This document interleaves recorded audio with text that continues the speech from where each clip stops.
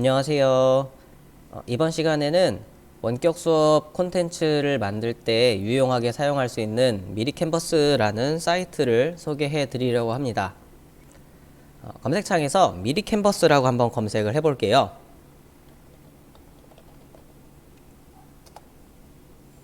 검색을 해 보시면 이런 사이트가 나오실 겁니다. 미리캔버스 사이트로 한번 이동을 해 보면 가장 큰 타이틀이 저작권 걱정이 없는 무료 디자인 툴이죠. 되게 대박인 게 저희가 수업 콘텐츠를 만들 때 항상 조심했어야 되는 것들이 저작권이 있는 폰트, 글꼴을 함부로 사용하면 안 된다, 이런 이야기도 많고 공문도 많고 실제 소송이 걸려서 손해배상 청구를 당하는 그런 이야기들을 많이 들으셨을 거예요. 그런데 미리캔버스에서는 저작권 걱정이 전혀 없다고 합니다. 미리 유료 컨텐츠에 대해서는 미리캔버스 측에서 다 라이선스를 득한 상태에서 저희들한테 제공을 해주고 있기 때문에 아무 걱정 없이 사용할 수 있고요. 심지어 상업적인 용도로까지 사용할 수 있다라고 해요.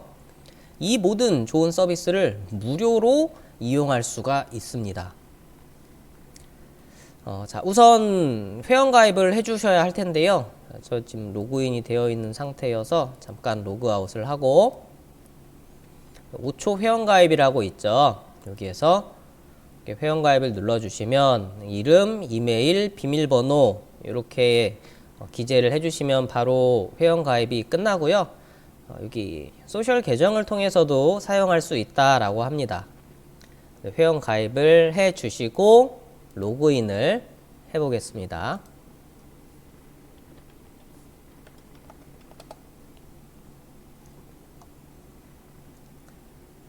이거는 자기 개인 컴퓨터시면은 로그인 유지하기 해주시면 될 것 같고요. 저는 실습실에서 녹화를 하고 있기 때문에 유지 안 함으로 일단 시작을 할게요. 자, 로그인을 하시면은 저는 기존에 좀 만들었던 컨텐츠들이 있기 때문에 이렇게 표시가 되고 있고요. 처음 하시는 분들은 아무것도 없이 새 문서 만들기 버튼만 하나 있으실 거예요. 일단 문서를 만들어 보면서 설명을 드려야 하기 때문에 새 문서 만들기를 일단 들어가 보겠습니다. 들어가면 제공되고 있는 다양한 프리셋이라고 해야 될까요?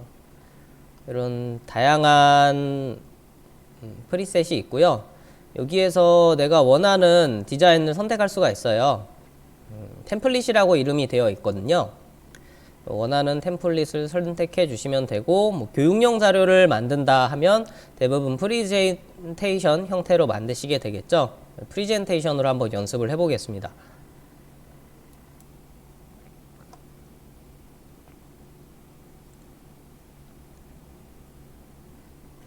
자, 그러면 이렇게 프리젠테이션 제작 환경으로 넘어왔습니다. 여기에서 기본적인 화면 구성을 조금 설명을 드리겠습니다.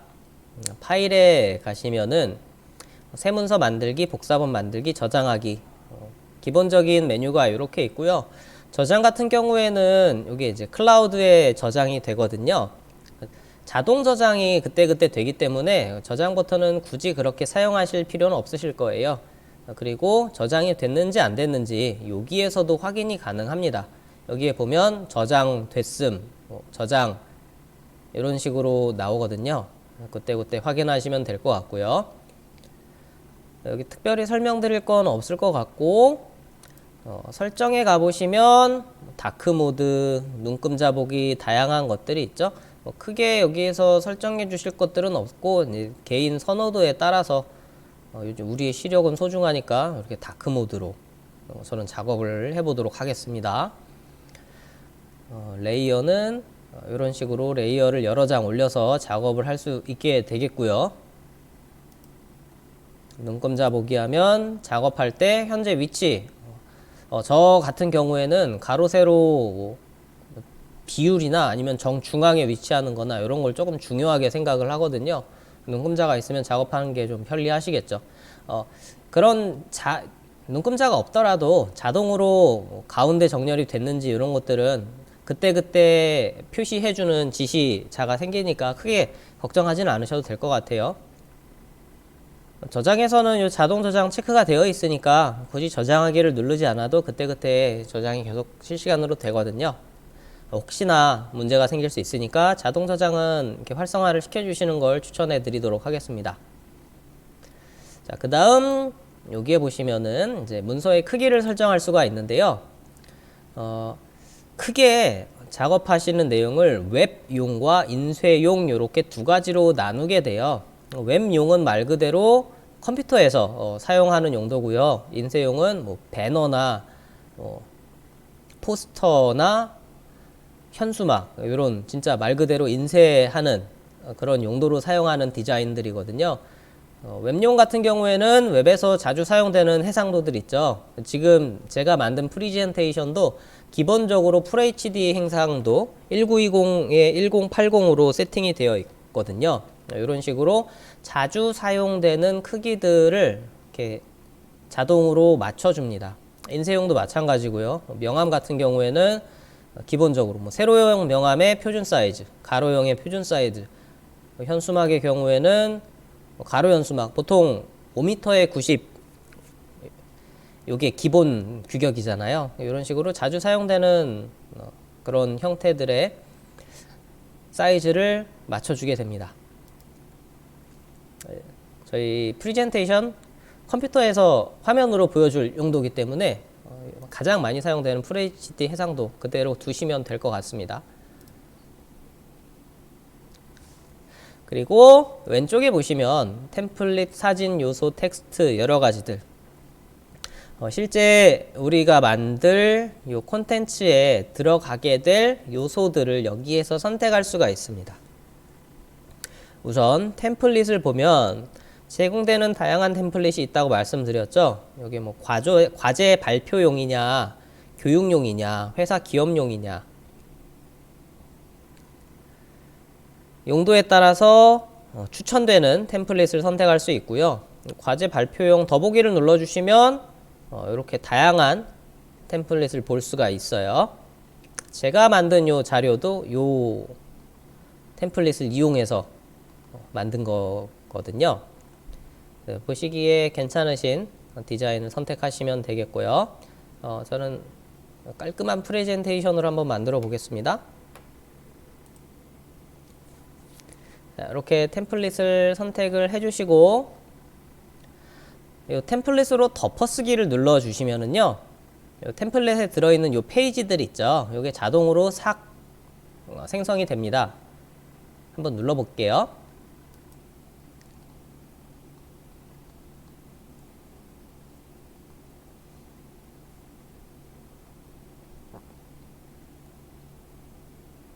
이런 식으로 자동으로 페이지들이 쭉 만들어지는 거죠. 여기에서 내가 수정하고 싶은 부분들을 수정해서 사용하면 되는 거죠. 근데 나는 뭐 페이지 단위대로 가지고 오고 싶다. 지금 전체 페이지 다 가지고 왔는데 여기 내가 필요 없는 페이지가 있을 수도 있거든요. 이렇게 전체 덮어쓰기를 하지 마시고 나중에 페이지별로 가져와서 적용하는 방법도 있으니까 그 방법을 한번 적용해 보겠습니다. 실행 취소 컨트롤 Z 눌러주시면 이렇게 실행 취소가 되니까 일단 덮어 씌웠던 거 취소를 한번 눌러 봤고요.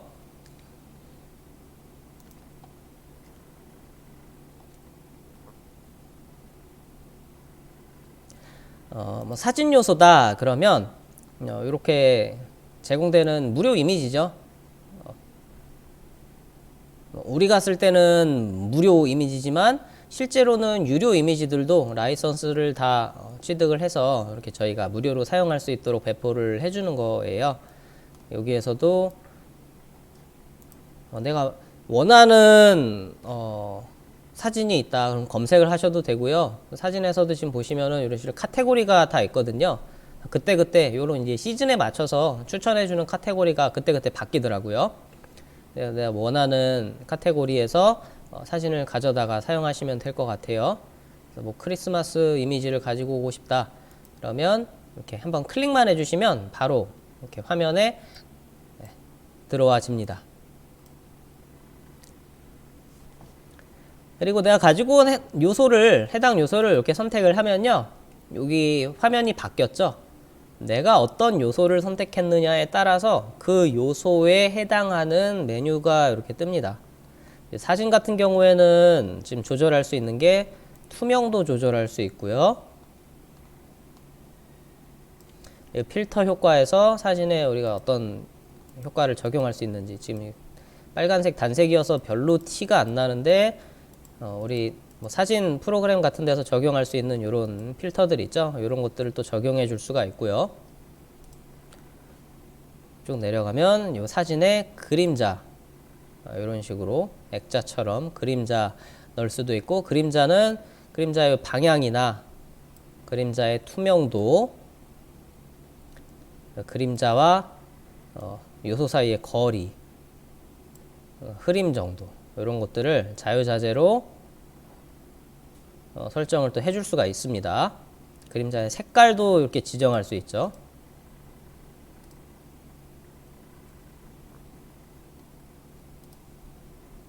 그라데이션 마스크 해서 이런 식으로 그라데이션도 적용해 줄 수가 있고요.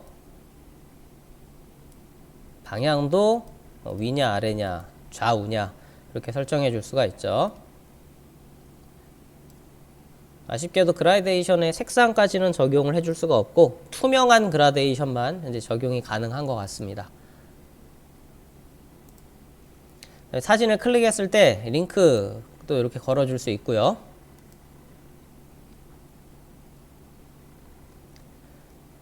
정렬 순서 이런 것들은 나중에 좀 요소를 많이 갖다 놓은 상태에서 한 번 더 설명을 드릴게요. 더보기에 이런 내용들도 있습니다. 상단에 보시면은 복사, 잠금, 복제, 삭제 이런 버튼들이 또 있거든요. 스타일 복사는 지금 여기에 제가 뭐 그라데이션을 주고 뭐 필터를 주고 이런 걸 다른 이미지에도 똑같이 붙여놓고 싶다 할 때 그럴 때 사용할 수 있는 기능인 것 같아요. 스타일 복사. 스타일을 딱 복사해 놓고 다른 요소에 스타일을 덮어 씌울 수 있는 거겠죠. 지금 요소가 하나밖에 없어서 보여드릴 수가 없었고, 그리고 잠금을 해놓으면 해당 사진은 이제 더 이상 수정을 할 수가 없는 거죠. 어떤 배경 같은 것들을 한번 만들어서 덮어 씌웠을 때 다른 요소들을 선택하려고 하는데 배경이 자꾸 선택이 되면 귀찮기 때문에 잠금을 해주시면은 얘는 이제 더 이상 뭐 삭제도 안 되고 수정도 안 되고 이런 식으로 편리하게 사용할 수가 있을 것 같고요. 복제하기를 누르면 말 그대로 여러 개가 이렇게 존복해서 만들어지는 거죠. 이런 식으로 컨트롤 C, 컨트롤 V를 해도 되고요. 복제 버튼을 누르셔도 되고요. 그리고 삭제는 요 휴지통을 이용해도 되고 그냥 딜리트 키를 누르셔도 됩니다.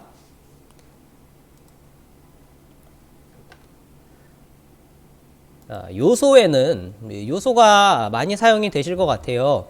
템플릿을 이용하면 그냥 템플릿에 들어있는 요소만 사용할 수도 있는데 그때그때 용도에 따라서 요소를 참 많이 활용하게 되더라고요.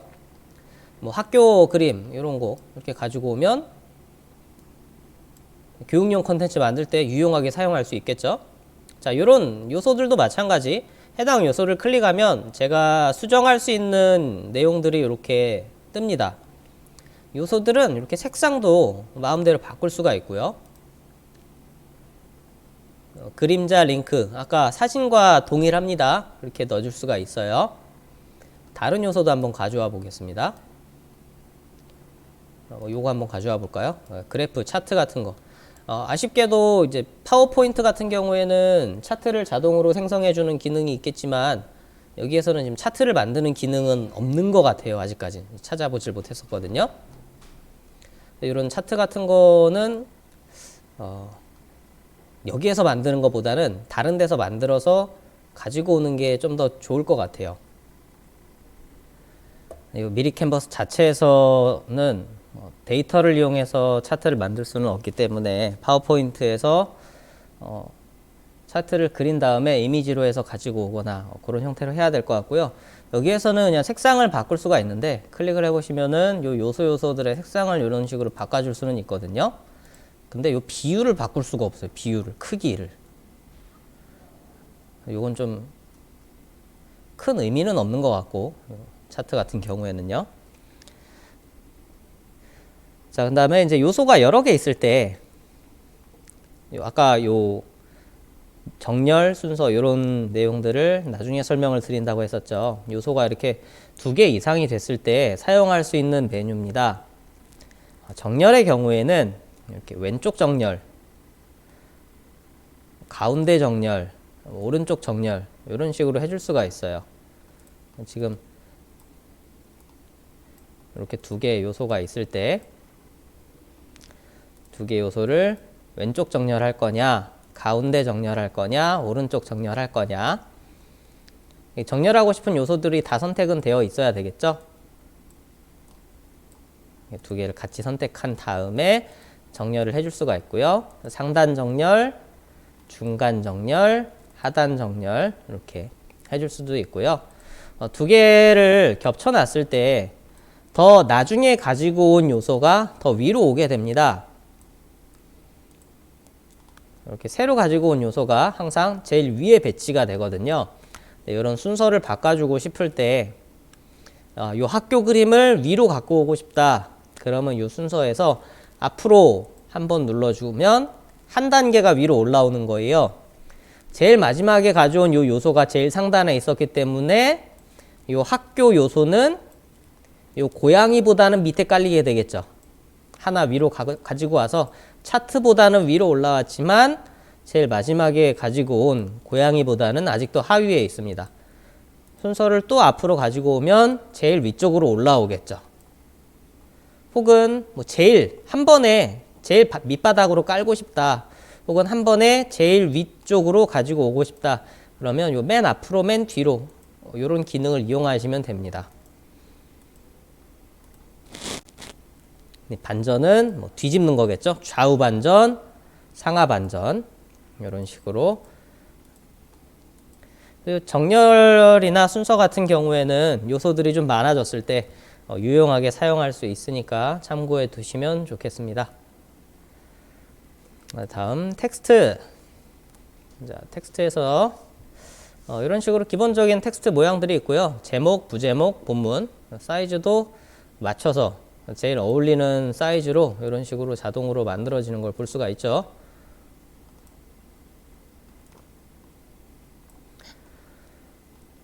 텍스트 같은 경우에는 폰트가 정말 다양하게 지원이 되고 있어요. 아이고. 뭐 유료 폰트, 무료 폰트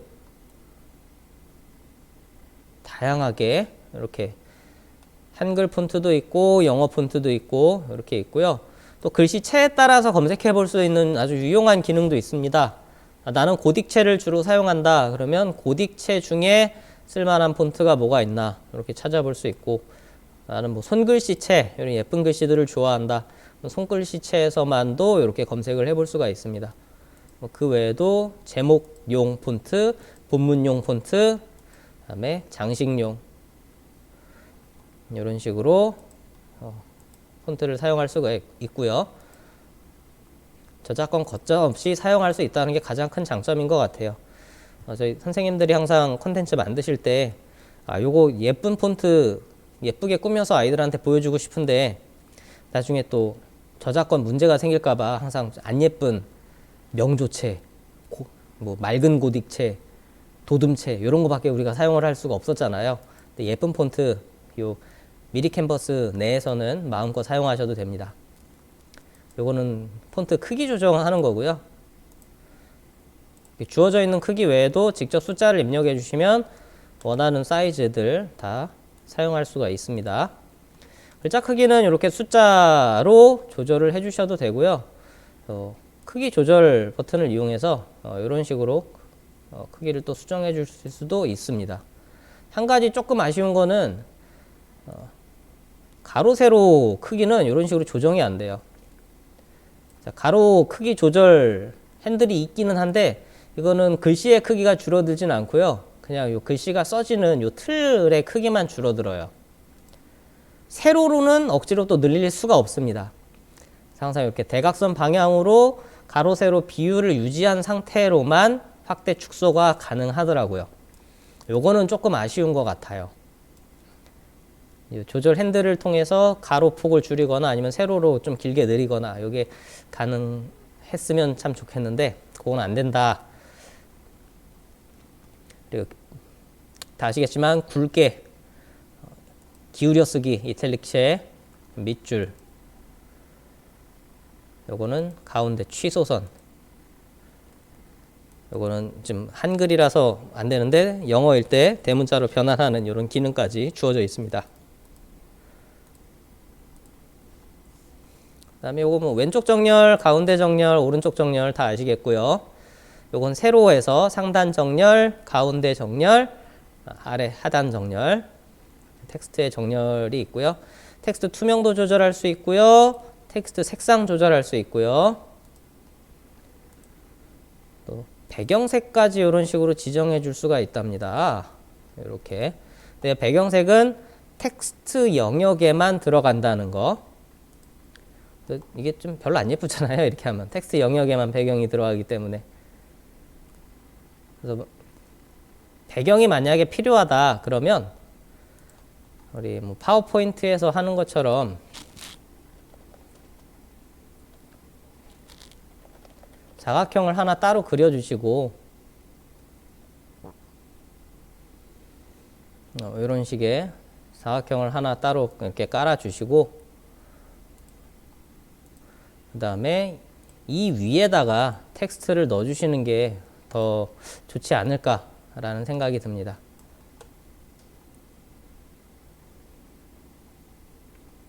텍스트가 제대로 안 들어가졌나 봐요.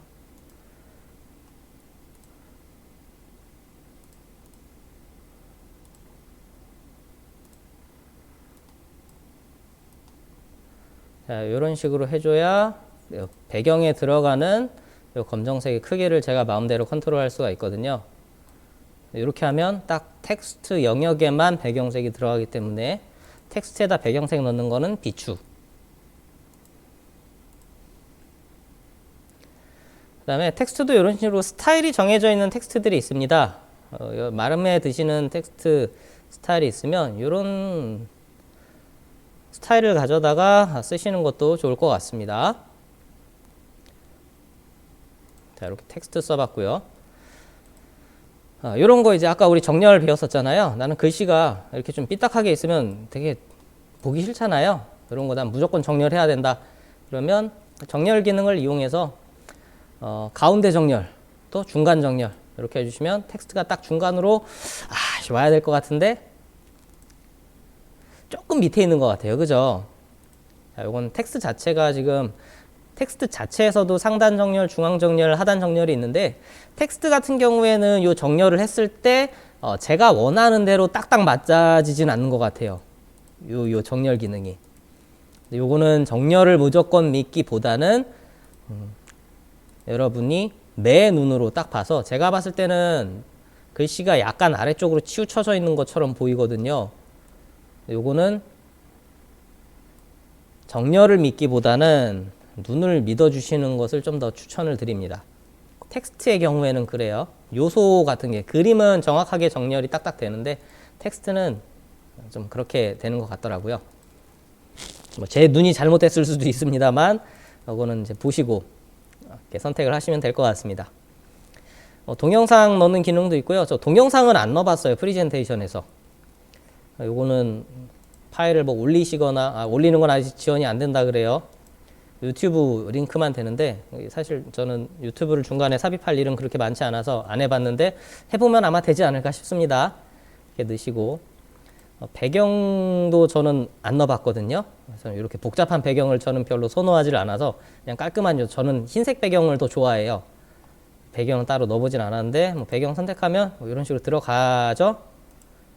네, 이거 어지러워요. 이거 프리젠테이션에 이런 배경을 넣는 거는 사실 좀 바람직하진 않은 것 같아요. 마지막으로 이 업로드 요소가 있는데요. 여기서 여러 가지 다양한 요소들이 제공되고는 있지만 내가 가지고 있는 개인적인 사진 같은 것들을 넣고 싶다 할 때는 이 업로드를 이용하시면 돼요. 사진 같은 경우에는 본인이 가지고 있는 사진을 그대로 끌어오시거나 아니면 복사 붙이기만 하셔도 되거든요. 예를 들어서 이렇게 탐색기에 내가 가지고 있는 이미지를 그대로 드래그 드롭해서 가지고 오시면 이게 자동적으로 업로드가 돼요. 이런 식으로 내가 가지고 온 이미지도 이런 식으로 뭐 투명도 조절 이런 거 다 똑같이 사용할 수가 있습니다. 그리고 업로드를 좀 많이 하게 되면 제가 또 지금 사용했던 이미지들이 이렇게 많이 들어있는데요. 좀 분류를 해서 잘 정리를 하고 싶으신 경우에는 이렇게 폴더를 만들어서 정리하실 수도 있습니다. 이미지가 많아지다 보면 이렇게 관리하기가 힘들거든요. 폴더로 관리하시면 좋을 것 같아요.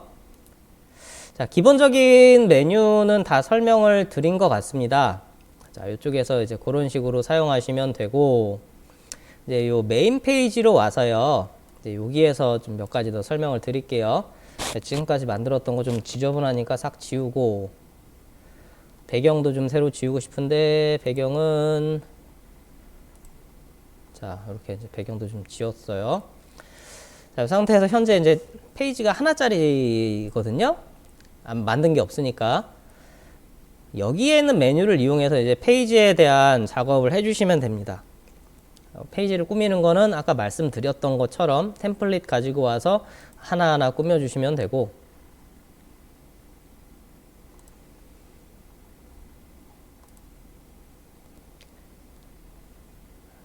자, 이렇게 지금 템플릿 하나만 가지고 왔거든요. 아까 템플릿으로 덮었으면 이 템플릿의 전체 페이지가 다 만들어져요. 네, 그렇게 하는 거 말고 이 중에 내가 필요한 모양, 난 요 모양으로 새 페이지를 만들고 싶다 할 때는 요거 페이지 하나하나만 클릭을 해주시면 돼요. 자, 예를 들어 지금 1페이지 가지고 왔죠? 여기에서 새로운 페이지를 하나 만들고 싶다. 그러면 새 페이지 추가를 눌러주시면 돼요. 그럼 이 페이지가 만들어졌죠? 자, 두 번째 페이지는 나는 요런 모양으로 템플릿을 사용하고 싶다. 여기를 클릭해 주시면 요 디자인이 그대로 들어와집니다. 여기에서 필요한 내용만 이제 수정 해 나가면 되는 거죠. 그리고 요 페이지 요 이제 모습으로 요 모양으로 3페이지도 만들고 싶다 그러시면, 자, 새 페이지를 추가해서 또 덮어 씌우고 하는 과정이 아니라 그냥 복제를 눌러주시면, 페이지 복제를 눌러주시면 똑같은 모양으로 또 만들어져요. 내가 원하는 템플릿이 하나가 있으면 이런 식으로 페이지를 복제해 나가시면 좀 더 편리하게 작업을 하실 수 있을 거예요. 그리고 페이지 사이에 이동할 때 한 가지 조금 불편한 점이라면, 페이지 이동을 할 때 이게 드래그 드롭이 안 돼요. 페이지 전체 위치를 이동할 때. 이 페이지를 내가 3페이지 밑으로 끌어서 맞추고 싶다 하시면 여기에 페이지 이동 버튼이 있거든요. 한 페이지씩밖에 이동이 안 되는 것 같더라고요. 자, 여기다 제가 여기 2페이지고요. 요게 3페이지예요. 그래서 두 개의 순서를 바꾸고 싶다 그러면 요 페이지 이동 버튼을 눌러서 순서를 바꿔주는 거예요. 그럼 2페이지가 밑으로 내려갔죠. 3페이지가 위로 올라오고, 이런 식으로 하나하나씩 바꿔줘야지 파워포인트처럼 이렇게 페이지를 드래그해서 쭉 밑으로 내리는 그런 기능은 아직까지는 없는 것 같아요.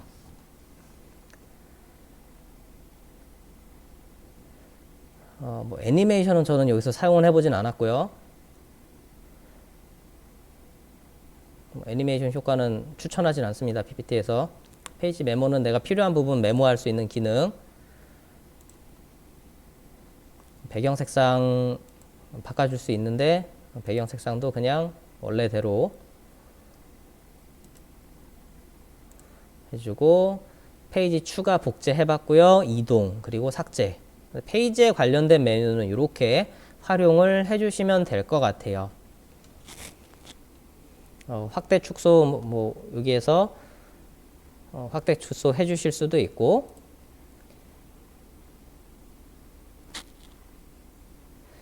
우리 컨트롤 키를 누르고 마우스 휠을 조정해 주시면 이런 식으로도 확대 축소가 또 가능합니다.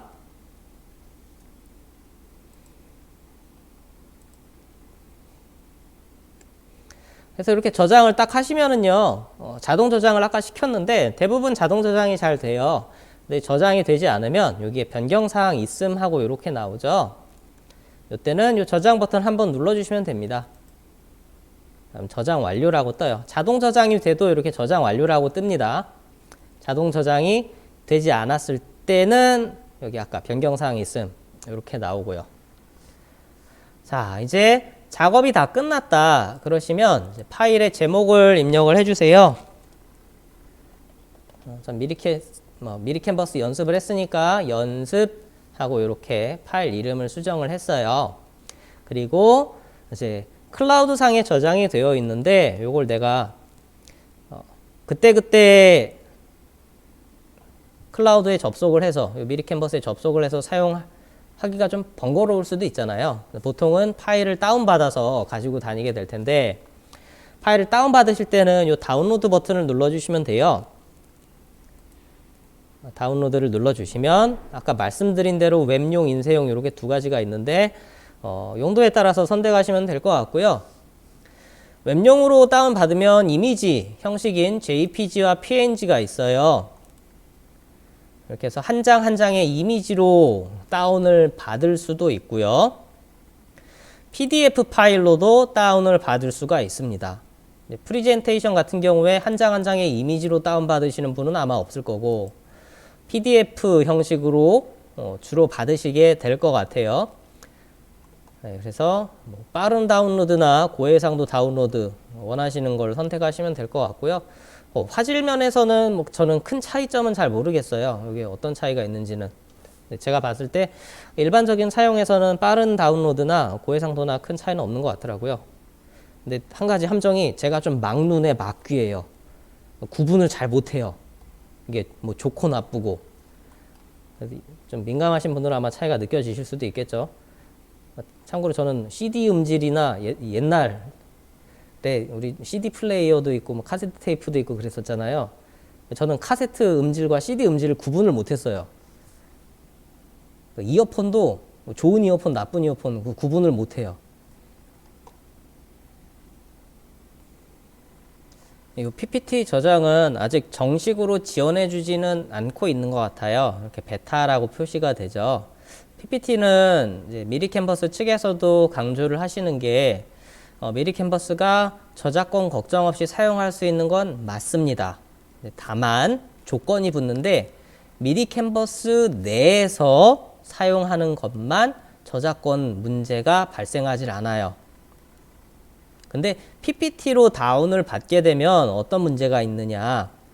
PPT를 우리가 만들어서 배포를 할 때 그 안에 있는 요소를 편하게 가지고 와서 쓸 수가 있잖아요. 네, 어떤 PPT에 이미지 예쁜 게 하나 들어있다. 그럼 그거 컨트롤 C, 컨트롤 V에서 다른 문서에서 사용할 수 있잖아요. 이렇게 미리 캔버스에서 만들어진 거 말고 외부에서 편집이 된다면 이것은 저작권 문제가 발생할 수 있다라고 해요. PDF 같은 경우에는 애초에 수정이 안 되고 이미지 같은 경우에도 애초에 가지고 와 요소를 별도로 따와서 수정하는 게 안 되기 때문에 이 세 가지 형식으로는 문제가 없지만 PPT 경우에서는 개별 요소를 가져다 사용할 수 있는 확률이 있기 때문에 다운을 받을 때 좀 주의를 해야 한다라고 얘기를 하십니다. 대표적으로 텍스트 편집이 가능하도록 선택을 해주시면은요, 텍스트도 나중에 수정할 수가 있게 돼요. 그리고 개별 요소들도 가져와서 사용할 수 있고요. 네, 개별 요소 이미지화 권장이라고 되어 있는데 요거는 텍스트 편집은 안 됩니다. 근데 개별 요소란 이런 페이지를 봤을 때 이런 요소 하나들 있죠. 이런 개별 요소를 이미지로 만들어 주겠다라는 소리예요. 텍스트도 이미지로 만들어지는 거죠.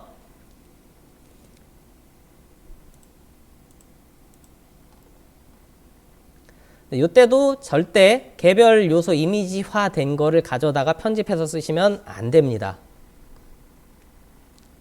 통 이미지로 만들면 이 페이지 전체를 이미지로 만드는 거예요. 이때는 뭐 개별 요소를 가지고 올 수가 없기 때문에 저작권에 큰 문제가 생기진 않을 것 같아요. 그래서 PPT로 저장받는 건 그런 내용들을 좀 주의하시고요. 한 가지 또 말씀을 드리자면 텍스트 편집 가능을 해주시면 요 글꼴들 있지 않습니까? 컴퓨터에 설치가 되어 있지 않은 글꼴은 아시죠?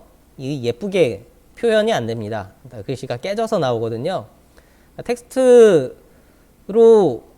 편집 가능하다 이거를 선택을 하더라도 어차피 이렇게 예쁜 모양으로는 저장 자체가 안 돼요. 별로 의미가 없습니다. 그러니까 텍스트도 이미지화해서 저장하는 걸 권장을 드립니다. 자, 이렇게 해서 미리 캔버스에서 요소들을 가지고 와서 편집하는 방법, 또 저장하는 방법에 대해서 간단하게 안내를 드렸고요. 이제 이런 기본적인 내용들을 바탕으로 해서 예쁘게 교육 자료를 만들고 활용하실 수 있으면 좋겠습니다. 감사합니다.